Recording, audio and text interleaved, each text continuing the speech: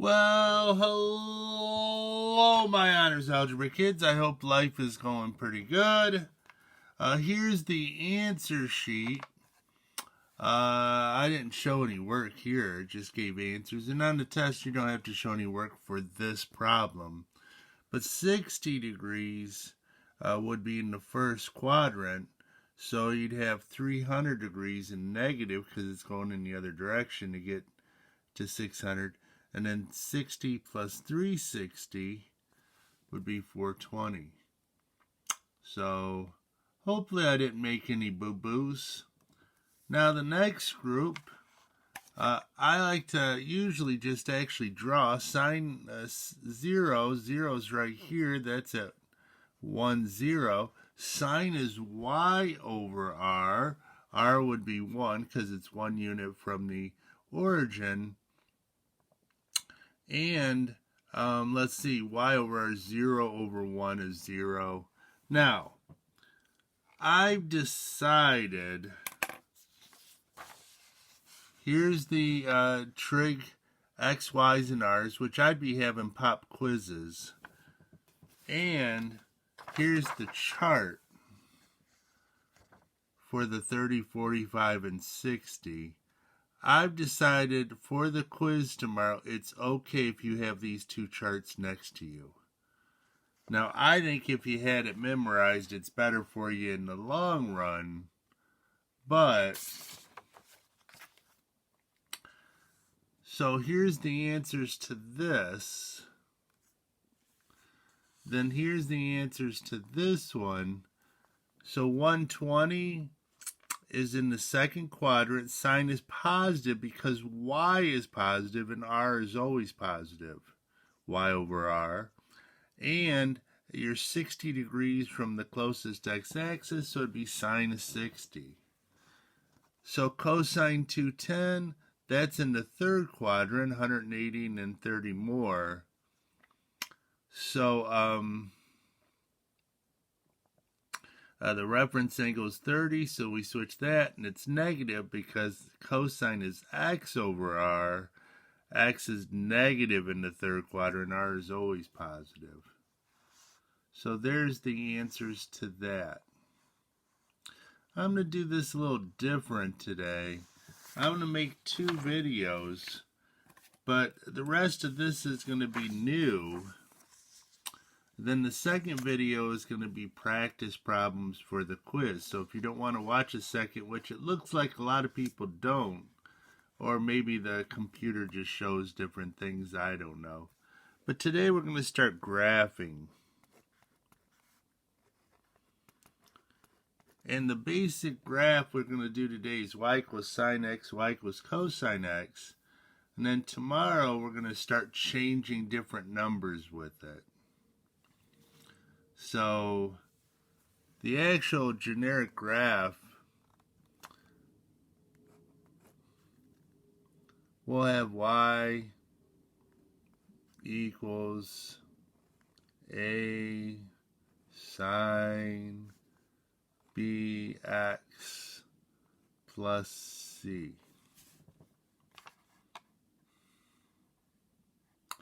Anyways,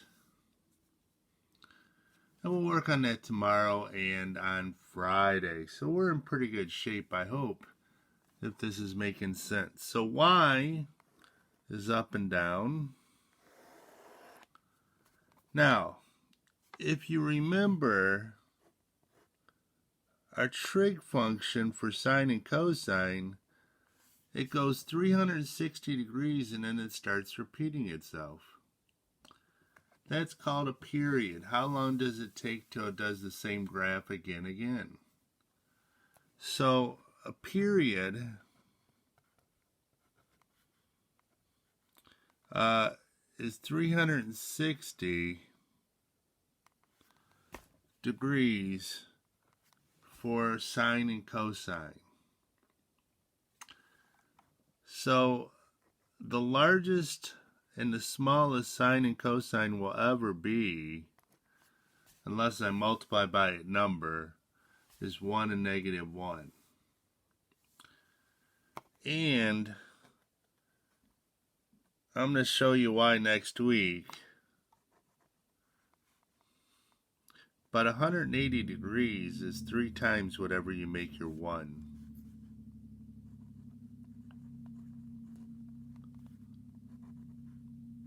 Now, if you notice, I'm doing quadrantal angles because that's when you have your max, mins, and your zeros. So sine of 90, that's 0, 1. Sine is y over r. 1 over 1 is 1. Sine of 180, that's negative 1, 0. 180, that's a horrible point, sorry about that.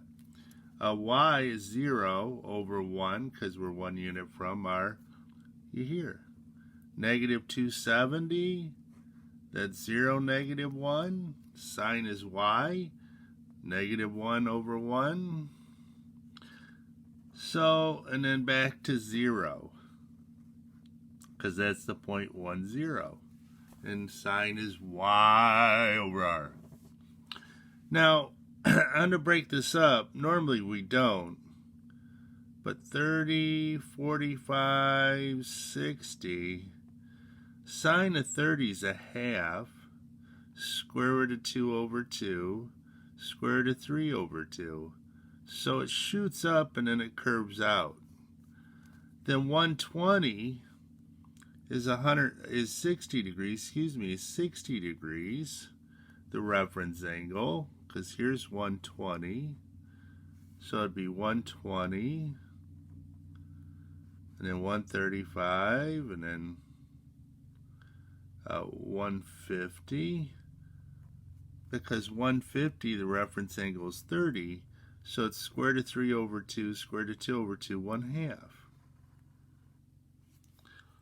Then the third quadrant, sine is negative. No. And I'm not going to go through all the reference angles again. Now, this goes on forever. So it doesn't stop here, but usually you just draw this one section because if you have this, you have all of them. So 450, the next 90, the next quadrantal angle would be up here. And then 540, and then 630, and then 720. Negative 90 would be here. So in my class, I would say memorize this. So you could graph this at any point. Here's y equals cosine x.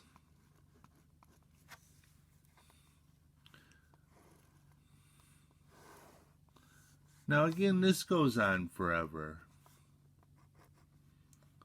1, negative 1.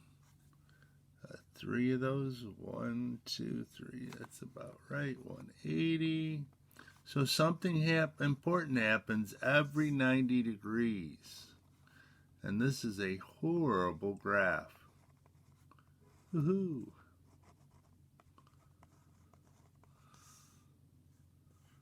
So, at 0 degrees, cosine, let's see, cosine's x over r would be 1 divided by 1, because we're 1 unit, r is 1, so it'd be 1. Then at 90, x over r would be 0 over 1. At 180, we're back at negative 1, or we're 2 negative 1, because it's negative 1, 0. Cosine's x over r. Then at 270, we're back at 0 because x is 0. You're going straight down. Then at 360, we're back on top. Whee! Now it's a curve. That's why I was trying to show you the 30, 60, 90. Now, if you take upper level science, especially physics, you will have to know this. Electricity travels in waves. Radios travel in waves. Sounds travel in waves. So you see this in math. So what I would like you to do for homework is just kind of study this to make sure you kind of understand why. Now again, doesn't stop here. It goes on forever. It's just since it just goes on forever like this, you draw the one section, you have the whole thing, because then whoop and then whoop and whoop.